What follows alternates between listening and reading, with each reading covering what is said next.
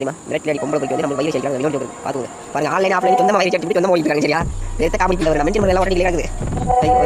இது மட்டும் இல்லை நிறையா இருக்குது பாப்பமா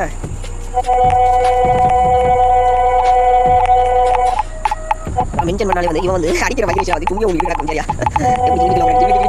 ஜிமிக்கு பாரு சரியா